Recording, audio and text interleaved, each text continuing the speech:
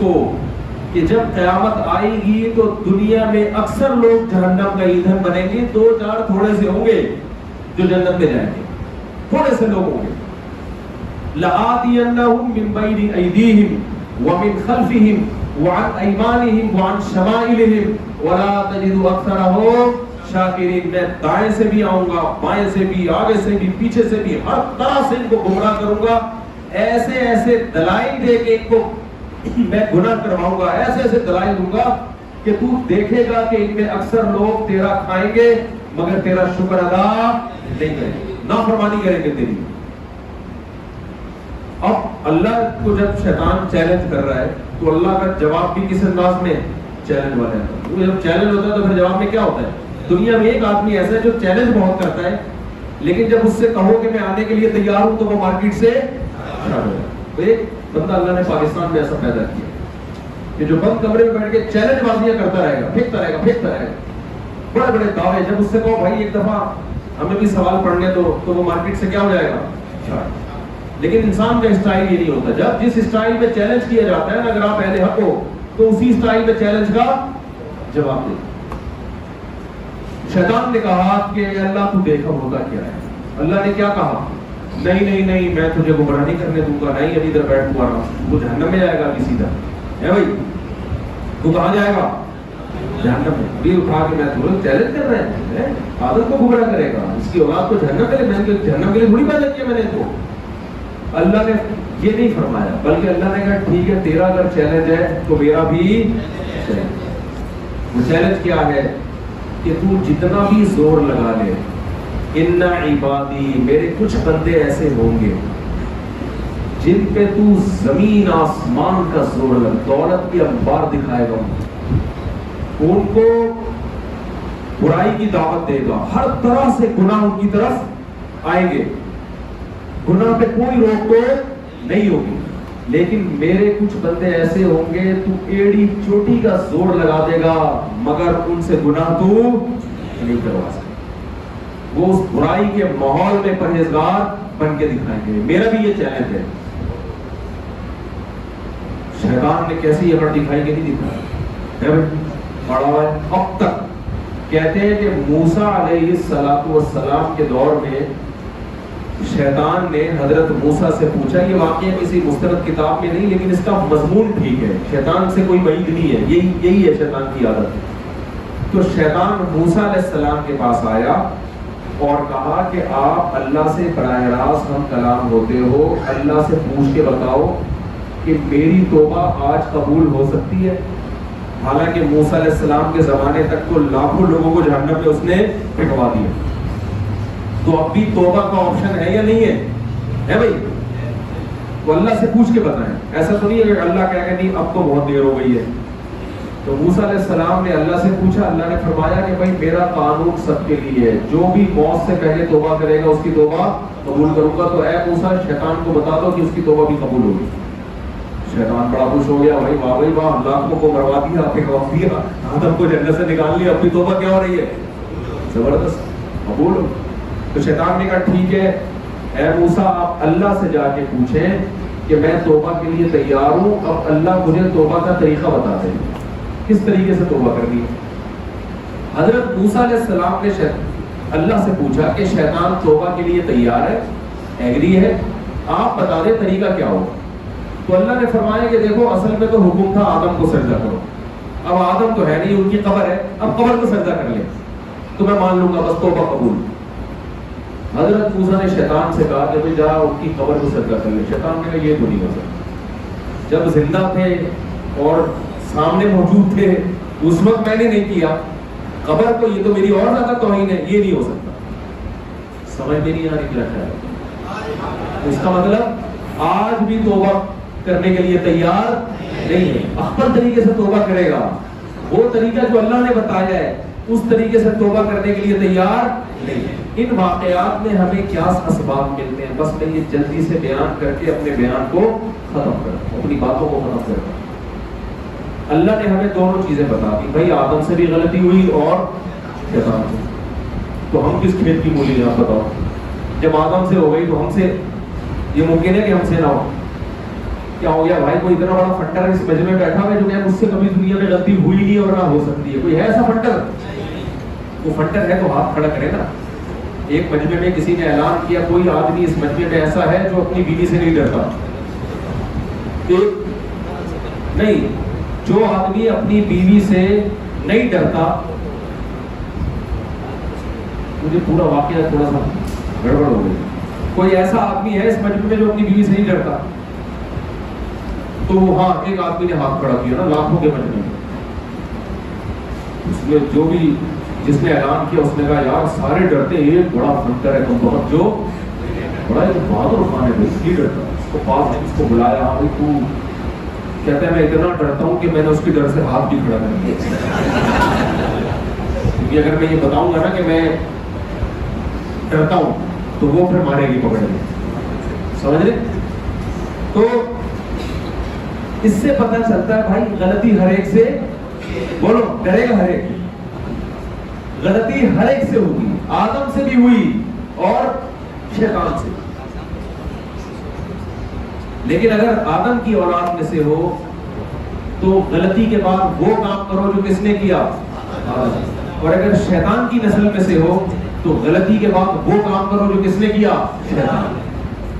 یہ جو ہمارے لبرل لوگ ہیں نا جو مذہب سے دور ہیں, یہ گناہ بھی کرتے ہیں اور اس پہ اچھائی کا لیبل بھی رہتا ہے. ابھی اسمبلی میں بحث چل رہی تھی, وہ جو لاہور یونیورسٹی میں ہوا نا, لڑکا لڑکی نے ایک دوسرے کو پرپوز کیا, گلے ملے, تو ہمارے لبرل لوگوں نے اس کی بڑی حمایت کی. کیا ہو گیا, کیا ہو گیا, کوئی برائی تھوڑی کر رہے ہیں. یہ کس کی اولاد میں سے ہیں؟ بولو. برائی کر کے اس کو بجائے ایکسپٹ کرنے کے بھائی غلطی اس پہ توبہ ہونی چاہیے, اس کو پابندی ہونی چاہیے, برائی کر کے اس کو کیا کر رہے ہیں, اچھائی کا لیول لگا رہے ہیں, اس کی حمایتیں کر رہے ہیں. نبی صلی اللہ علیہ وسلم نے ارشاد فرمایا یا بنی آدم کلکم خطاؤون وخیر الخطائین التوابون. اے بنی آدم تم میں سے ہر شخص غلطی کرنے والا ہے, بہترین خطا کار وہ ہے جو اپنی غلطی پہ اڑے نہیں اور اللہ سے کیا کر لے, معافی. تو دیکھو ایک اصول زندگی میں ہمیشہ کے لیے اختیار کرو.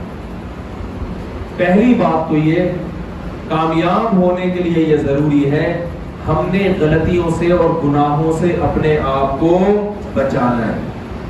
یہ سوچ کے گناہ نہیں کرنا کہ بعد میں توبہ کر لیں گے.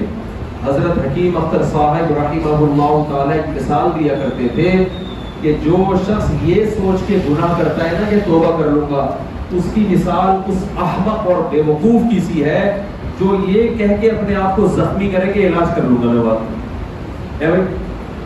ایک آدمی بلیڈ سے اپنا ہاتھ کاٹے, کوئی دوسرا کہہ رہا ہے کیوں کاٹ رہا ہے, کہہ رہا ہے میں مرہم لگا کے پٹی باندھ کے صحیح کر لوں گا. پاگل ہے کہ نہیں ہے بھائی؟ زخم لگ جائے تو علاج کرنا ہے, علاج کی نیت سے زخم لگانا نہیں ہے. یہ تو بیوقوفی ہے. تو کیا کرنا ہے, رمضان سے پہلے ایک ڈائری لے کر اپنے گناہوں کی لسٹ تیار کریں. دیکھو یہ زندگی ہمیشہ نہیں رہے گی. آج ہم یہاں بیٹھے ہوئے ہیں, 50 سال کے بعد بھی بیٹھے ہوئے ہوں گے, سب لیٹے ہوئے ہوں گے. کیا خیال ہے؟ ایسے ہی ہے. آج جتنے یہاں بیٹھے ہوئے ہیں 50 سال کے بعد مجھ سمیت کوئی بھی بیٹھا ہوا سوائے چھوٹے چھوٹے بچوں کے, باقی جتنے ہیں نا وہ سب کیا ہو چکے ہوں گے, لیٹ, یا بستر پہ لیٹے ہوئے ہوں گے خبروں کے اندر. پر یہاں نئی نسل بیٹھی ہوئی ہو, پھر وہ باتیں کر رہی ہوگی یہاں 50 سال پہلے مفتی طارق محمود صاحب کا 4 شادیوں پہ بیان ہوا, یاد کر رہے ہوں گے, تذکرہ ہو. یہاں وہ یہ رہا کرتے تھے. یہ میں ایک لاہور کے ایک مدرسے میں گیا, اس مدرسے میں وہ تو لاہور کے شہر میں ہے لیکن اس میں لکھا ہوا ہے کہ تختی پہ لکھا ہوا تھا لاہور شہر سے اتنے کلومیٹر دور ہے. تو میں نے کہا یہ مدرسہ لاہور شہر میں ہے اور لکھا ہوا ہے لاہور شہر سے اتنے کلومیٹر دور. انہوں نے کہا یہ تقریباً 80-90 سال پرانی تختی ہے, اس وقت لاہور شہر یہاں تک نہیں, اتنی پرانا قصہ بن گیا کہ نہیں بن گیا. تو یاد رکھو جتنے لوگ ہم یہاں بیٹھے ہوئے ہیں تھوڑے سالوں میں ہم سب پرانے قصے بچ چکے. ایک دن آنے والا ہے ہم پھٹے میں لیٹے ہوئے ہوں گے. یہ باتیں سننے میں مزہ بالکل بھی نہیں آتا, بالکل بھی نہیں آتا مزہ, لیکن ایسا بولو ایسا ایک دن ہم ہیں سے تھے بن چکے ہوں. حکیم الامہ حضرت مولانا اشرف علی تھانوی نے واقعہ بیان کیا ہے کہ ایک آدمی کانچ کے برتن لے کے بیچنے کے لیے نکلا ہوتے ہیں نا تو ریڈی پہ یا کندھے پہ اٹھا کے. ایک سیٹھ کی عادت تھی کہ وہ ہر چیز کو ٹھوکر مار کے پوچھتا کہ یہ کیا ہے. بعض لوگوں کی عادت ہوتی ہے ٹھوکر پہلے مارتے ہیں کیا ہے. اس کو نہیں پتا تھا اس سیٹھ کو کہ اس کے اندر کانچ ہے, تو اس نے اس بوری پہ ٹھوکر مارا اور پوچھا کیا ہے. تو اس بیچنے والے نے کہا ہے نہیں تھا, اب نہیں ہے, اب. تو بھائی جیسے ایک ٹھوکر سے وہ کانچ کے برتن ہیں سے کیا بن گئے تھے. ایک دن آئے گا, فرشتہ آئے گا روح قبض کرنے کے لیے, اور ہم ہیں سے کیا بن جائیں گے کہ بھئی ایک مفتی صاحب ہوا کرتے تھے ایک جگہ. میں جب برما میں گیا نا تو جس مسجد میں میرا بیان ہوا تو وہاں مجھے بتایا کہ اس جگہ حضرت مولانا اشرف علی تھانوی رحمۃ اللہ علیہ کا بیان ہوا تھا. دیکھو کتنا پرانا قصہ ہو گیا کہ نہیں ہوگا. وہ بھی جب آئے ہوں گے تو کل ایسا ہوگا, کل ہماری نسلیں آ رہی ہوں گی, ہم سب بڈھے ہو کے مر چکے ہوں گے. تو یہ زندگی تو گزرے گی ایک ون بائی ون, ایک ایک دن. یہ جو گھڑی کی جو ٹک ٹک ہے نا, ٹک ٹک, اس ٹک ٹک کا مطلب بہت خطرناک ہوتا ہے. یاد نبی صلی اللہ علیہ وسلم نے فرمایا بچہ جب ماں کے پیٹ میں ہوتا ہے تو فرشتہ آ کے لکھ دیتا ہے کتنے سال, کتنے دن, کتنے مہینے, کتنے گھنٹے اور کتنے سیکنڈ کے لیے یہ دنیا میں آئے گا. اور جیسے جیسے ٹائم گزرتا ہے ہم موت کے قریب ہوتے چلے جائیں. ہمیں نہیں پتا میں کتنے سال لے کر آیا, آپ کتنے سال. تبھی تو ہم کہتے ہیں یہ سالگرہ منانا دنیا کی سب سے بڑی بے وقوفی ہے. اس میں آپ اس بات پہ خوش ہو رہے کہ میں 20 سال کا ہو گیا. او بھائی آپ جتنے سال لے کر آئے تھے نا قبر کے, آپ قبر کے قریب 20 قدم قریب ہو گئے. آپ کی زندگی اگر 40 سال کی تھی تو اب قبر میں جانے میں 20 سال رہ گئے. آپ کیک کاٹ کے خوشی منا رہے ہو کہ میں قبر کے اب تھوڑا سا ٹائم رہ گیا بس میرا جانے. کتنے لوگ جنہوں نے پچھلے سال اپنی سالگرہ پہ کیک کاٹا تھا, اگلے سال اپنی سالگرہ پہ وہ ہے ہی, وہ خوشی میں کیک کاٹ رہے ہیں کہ یار ہم جناب 60 سال کے ہو گئے. فرشتہ ہنس رہا ہوگا کہ تو 60 سال کا ہو گیا, اس کا مطلب تو 61 سال لے کر آیا تھا اور اگلے سال کیک کاٹنے سے پہلے تیرا انا للہ ہونے والا. اور یہ خوشی میں کیک کاٹ رہے ہیں کہ ماشاءاللہ ماشاءاللہ دوبارہ سے کوئی تاریخ آ گئی جس دن میں پیدا ہوا. پاگلوں والی حرکت ہے کہ نہیں ہے؟ اس لیے ہمارے حضرت فرمایا کرتے تھے سال گرہ کو سال گرہ کہا کریں کہ زندگی میں ایک سال گر گیا, ایک سال کم ہو گیا. تو اب مجھے ایک بات بتاؤ, بات کو سمیٹ کے بس میں ختم کرتا ہوں کہ مائک کا سسٹم ایسا ہے نا, مجھے بہت چیخ کے بولنا پڑ رہا ہے. تو مجھے چیخ کے بولنا پڑتا ہے نا تو پھر زیادہ بولنا بھی بہت مشکل ہوتا ہے. تو اب یہ جو ہم جتنے سال زندگی لے کر آئے تھے, جیسے ہی سورج نکل کے غروب ہوتا ہے تو ہماری زندگی میں ایک دن فرشتہ کیا کرتا ہے, ایک لائن کاٹ دیتا ہے. تو تھوڑا گنتا ہے ایسا روزانہ بیٹھ کے نا فرشتہ کتنے دن رہ گئے. ایک سال کم ہو رہا ہے, دن کم ہو رہے ہیں, مہینے کم ہو رہے ہیں, اور منٹ گھنٹے کم ہو رہے ہیں, منٹ کم ہو رہے ہیں. اور یہ جو گھڑی کے سیکنڈ کی ٹک ٹک ٹک کی آواز آتی ہے نا, یہ ٹک ٹک ٹک آپ کو بتا رہی ہے کہ آپ قبر کے قریب ٹک ٹک کر کے جا رہے ہیں. بڑی اسپیڈ سے جا رہے ہیں, پیچھے ہو ہی نہیں سکتے. تو اب مجھے ایک بات بتاؤ کہ کیا اسی طرح دنیا سے جانا چاہتے ہیں جیسے مزے کی زندگی گزر رہی ہے؟ عیاشی ہو, ڈرامے بھی دیکھ رہے ہیں, فلمیں بھی دیکھ رہے ہیں, پب جی پہ سارا دن لگے رہتے ہیں, لڑکیوں سے باتیں بھی ہو رہی ہیں, نمازیں قضا ہو رہی ہیں. کر لو بھائی, اللہ نے ایک زندگی دی ہے, اللہ یہ زندگی دوبارہ کچھ بھی ہو جائے. توبہ کی مہلت اللہ نے موت تک دے دی, موت تک اللہ نے توبہ کی. بولو 100 بار اگر گناہ ہوا ہے نا, 100 بار, 101ویں بار بھی توبہ کرو گے اللہ اس توبہ کو قبول کرے گا. اللہ نے آپشن دیا ہے. یہاں اللہ نے بڑی نرمی رکھی ہے, لیکن 2 معاملات کے اللہ نے بڑی سختی کر دی. نمبر 1, موت کا وقت نہیں بتایا. نمبر 2, جب موت کا ٹائم آئے گا تو قرآن کہتا ہے کہ ملء الارض ذهبا, زمین کے برابر بھی سونا دو گے نا عذاب سے جان چھڑانے کے لیے، یہ سونا قبول نہیں ہوگا. یہ دو سختی اللہ نے رکھی ہے. 100 بار گناہ. ایک صاحب کہتے ہیں میں گناہ کرتا ہوں پھر توبہ کرتا ہوں، اب مجھے بار بار توبہ کرتے ہوئے شرم آ رہی ہے. میں نے ایک بڑے عالم کو بتایا کہ یہ کہہ رہا ہے میں بار بار توبہ توڑتا ہوں تو گناہ توبہ بار بار کرتے ہوئے شرم آتی ہے. انہوں نے کہا اس کو بولو کہ توبہ توڑتے ہوئے شرم آنی چاہیے، توبہ کرتے ہوئے شرم نہیں. جب توبہ کر کے دوبارہ گناہ کرو تو شرم آنی چاہیے کہ ابھی توبہ کر کے آیا تھا پھر توڑ رہا ہوں. جہاں شرم آنی چاہیے وہاں آنی رہی، جہاں نہیں آنی چاہیے وہاں شرم آ رہی. بیوقوفی کی بات ہے یا نہیں ہے؟ کچھ کام ایسے ہوتے ہیں کہ بار بار بھی ہوں گے تو بار بار کرنے پڑیں گے. ہمارے حضرت کو کسی نے خط لکھا کہ مجھ سے بار بار گناہ ہوتا ہے، میں بار بار کیسے توبہ کروں؟ انہوں نے فرمایا کہ کپڑا اگر بار بار میلا ہو جائے تو بار بار دھوگے نہیں کیا اس کو؟ ہے بھائی، جتنی دفعہ میلا ہوگا ہر دفعہ دھلے گا. اگر بغیر دھوئے پہنو گے تو لوگ کیا کہیں گے؟ وہ دیکھو میلا آ رہا ہے. وہ بندہ کیا ہے؟ بعض لوگ اتنے میلے ہوتے ہیں نا، بار بار گندے ہوتے ہیں، نہاتے نہیں ہیں. وہ اتنے میلے ہو جاتے ہیں کہ جس صابن سے نہاتے ہیں اس صابن کو پھر سرف سے دھونا پڑتا ہے. ایسا ہی ہے کہ نہیں؟ اتنے میلے کپڑے. وہ ایک صاحب کہتے ہیں کہ اتنا میلا آدمی تھا، اوپر جب نہاتا تھا نا تو نیچے مالک مکان بولتا تھا اوپر سے بہن کے صحن دھو رہی ہو کیا، کتنا کیچڑ نکلتا ہے. تو جو دنیا کا حال ہے نا کہ اگر میلے ہو جاؤ اور بار بار اپنے آپ کو دھوتے نہیں ہو تو جو کیڑے جسم میں چلیں گے وہی حال اس گناہ کرنے والے کا ہوتا ہے جو گناہ کرتا رہتا ہے مگر توبہ نہیں کرتا. تو آج سے آپ نے ایک کام کرنا ہے، ایک ڈائری میں اپنے گناہوں کی لسٹ تیار کرنی ہے رمضان آنے سے پہلے پہلے. سمجھتے ہو کہ نہیں سمجھتے کیا کہہ رہے ہیں بھائی؟ ڈائری میں کیا کوئی بات نہیں. کبیرہ گناہوں کی لسٹ تیار، چھوٹے موٹے نہیں، کبیرہ گناہوں کی لسٹ ایک ایک کر کے. نماز قضا کرنے کا گناہ سب سے پہلے، زکوٰۃ نہ دینے کا گناہ جو مالدار لوگ، بد نظری کا گناہ جس میں تقریباً سب مبتلا ہے بھائی. کوئی شراب پیتا ہے اس کا گناہ، کوئی زنا کرتا ہے اس کا گناہ، لڑکیوں سے دوستی کا گناہ، باپ سے بدتمیزی کا گناہ، ماں سے بدتمیزی، رشتہ داری توڑنے کا. یہ لکھو، اس کے بغیر بخشش نہیں ہوگی.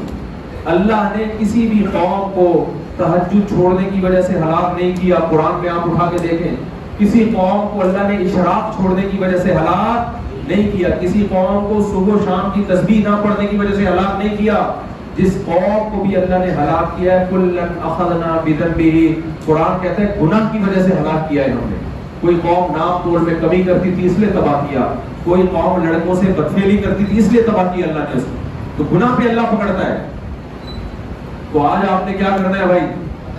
اپنے گناہوں کی لسٹ تیار کرنی. پھر آپ نے یہ کرنا ہے، یہ عزم کرنا ہے بھائی رمضان سے پہلے پہلے، عید آنے سے پہلے پہلے میں نے اپنے آپ کو ان تمام گناہوں سے صاف کرنا.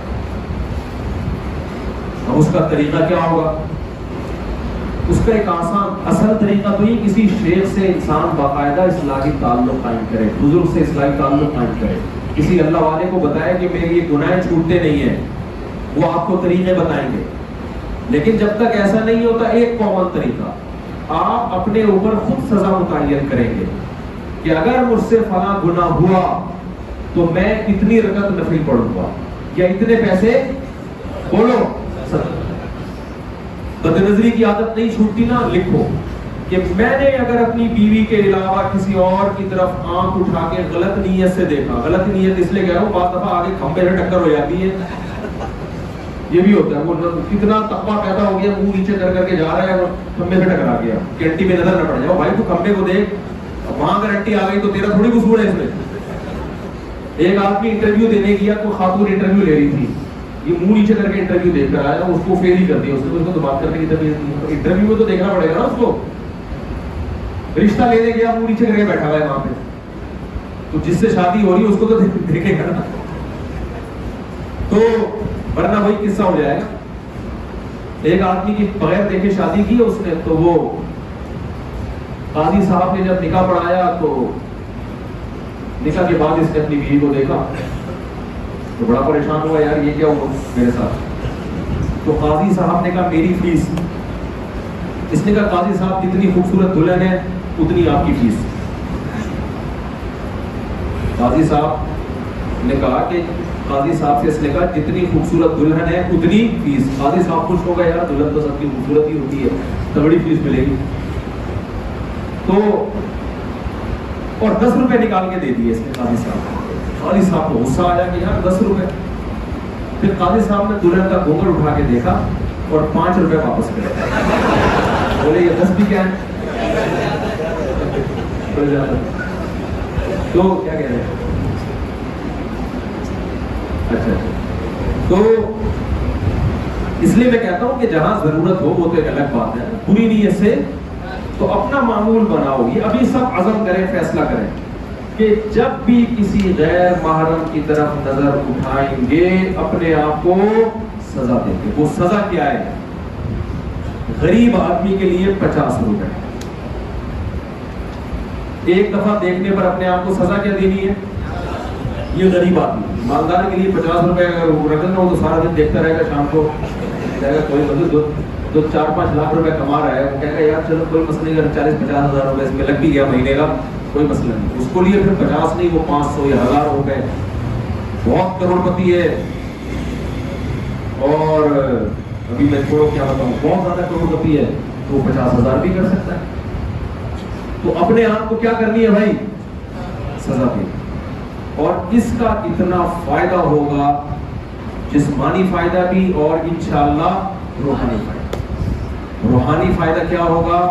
آنکھوں میں نور پیدا ہو جائے گا, رونق پیدا ہو جائے گی. یہ جو ہر وقت گند میں منہ مارتا ہے نا حرام میں, اس سے جان چھوٹے گی. حرام کچھ بھی کرے گا نا انسان وقتی سکون ملتا ہے, جیسے ہیروئن میں وقتی سکون ہے, بعد میں ہمیشہ کا عذاب. تو یاد رکھو جو بھی حرام کی طرف جاتا ہے وقتی سکون اس کو ملتا ہے, لیکن دل سے اللہ اس کے سکون کو چھین لیتے ہیں. اس کو وہ سکون میں نہیں آ سکتا. یہ گورے اتنی خودکشی کیوں کرتے ہیں؟ ان کو تو دنیا کی ہر چیز میسر ہے, پھر بھی سب سے زیادہ خودکشیاں کہاں ہوتی ہیں؟ ان کنٹریز. تو حرام میں اللہ نے سکون رکھا ہی نہیں ہے. تو پہلا فائدہ کیا ہوگا؟ دل میں بولو سکون. دوسرا فائدہ کیا ہوگا؟ جسم کو فائدہ ہوگا. جسم کو فائدہ یہ ہوگا کہ 4 شادیوں پر میرا بیان سمجھ میں نہیں آ رہا, وہ سمجھ میں آنا بولو. آپ کی انرجی سٹور ہونا شروع ہو جائے. جو عفیف اور پاک دامن لوگ ہیں اللہ نے ان کو طاقت اور قوت زیادہ دی ہے. جو ہر وقت حرام پہ رالے ٹپکاتے رہتے ہیں وہ حلال کے قابل, بولنے میں کیا جا رہا ہے وہ نہیں ہے. وہ شادی سے پہلے کسی حکیم کے پاس, کوئی بھی کسی حکیم کے پاس جا رہا ہے نا شادی سے پہلے, سمجھ لو کیوں جا رہا ہے. وہ بیٹھے رہتے ہیں, ان کو جب بتاؤ کہ دوسری شادی ہو کہتے ہیں یار یہاں ایک ہی سنبھل رہی, کس کی بات کرتے ہیں؟ وجہ کیا ہے؟ اپنے آپ کو حرام میں پگھلا دیا, انہوں نے ضائع کر دیا. تو دوسرا فائدہ کیا ہوگا بولو؟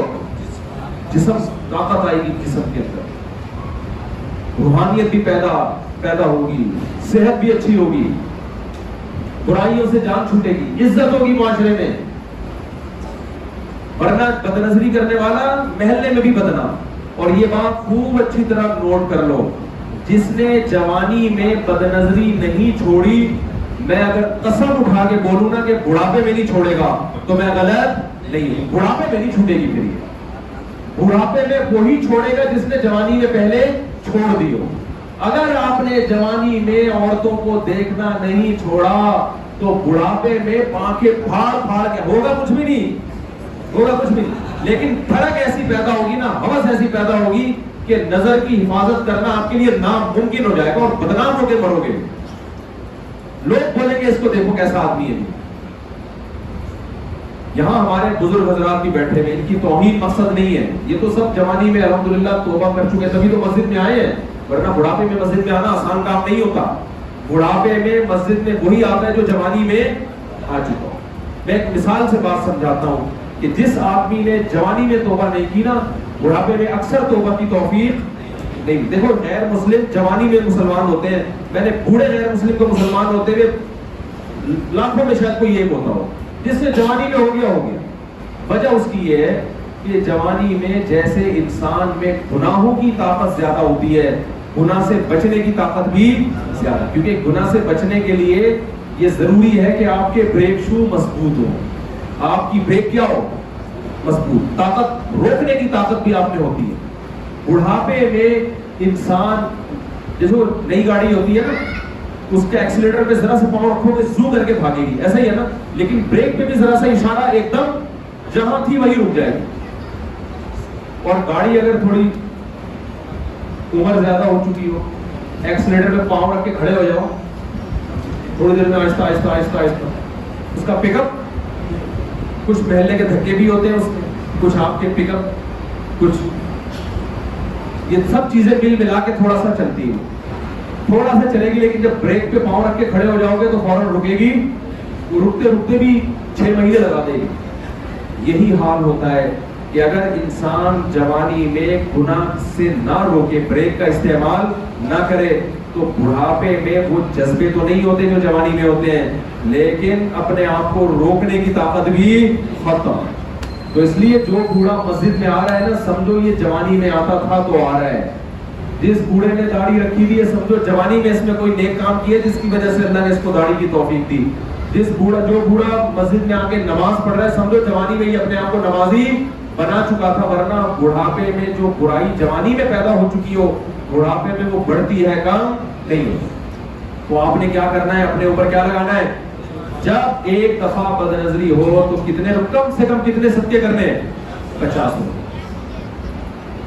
آپ کو یہ نسخہ اتنا فائدہ پہنچائے گا، آپ شروع میں تو کہیں گے یار کچھ بھی نہیں ہے، 50 میں کیا ہو رہا ہے، لیکن آہستہ آہستہ اگر دن میں 20 دفعہ بد نظری کرتے تھے تو وہ 15 پہ آ گئے، 15 سے پھر کس پہ آئے گی، 10 پہ، 10 سے پھر کس پہ آئے گی، 5 سال لگ جائے گا، 1.5 سال لگ جائے گا، 2 سال لگ جائے گا۔ اور ساتھ ساتھ کیا ہوگا کہ جہاں بد نظری سے گناہ کا پلڑا بھاری ہو رہا تھا، صدقے سے نیکی کا پلڑا بھی، بولو بھائی، ادھر گناہ آ رہے ہیں تو ادھر نیکیاں بھی تو آئے نا، قیامت میں تو تولے جائیں گے نا، تو ہمت کریں گے کہ نہیں کریں گے؟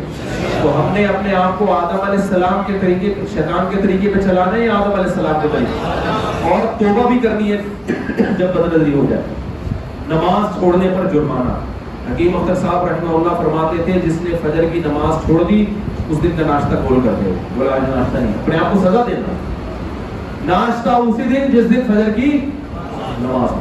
تو بھائی رمضان سے پہلے ہم سب کو چاہیے انسان کے بچے بن جائیں، کیا بن جائیں، انسان کے، پھر رمضان گزارنے کا مزہ آئے گا، پھر رمضان کا چاند نظر، عید کا چاند نظر آنے سے پہلے توبہ کی توفیق ملے گی، پھر لیلۃ القدر میں بخشش بھی ہوگی۔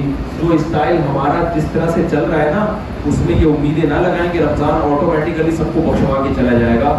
حدیث میں آتا ہے بہت سے روزے دار ایسے ہیں جن کو روزے میں بھوک پیاس کے سوا کچھ بھی حاصل نہیں ہوتا، اور بہت سے رمضان میں راتوں کی عبادت کرنے والے، تراویح پڑھنے والے، تہجد پڑھنے والے ایسے ہیں جن کو جاگنے کے سوا کچھ بھی حاصل نہیں ہوتا۔ تو گناہ سے اپنے آپ کو بچائیں گے تو رمضان بنے گا۔ اگر رمضان میں ارادہ ہے عید کے بعد فوراً فلم دیکھنے جانے کا، تو اس کا مطلب یہ رمضان بن کے نہیں آئے۔ اللہ تعالیٰ ہم سب کو سمجھنے کی، عمل کی توفیق عطا فرمائے۔ کیا ہوگا بھائی؟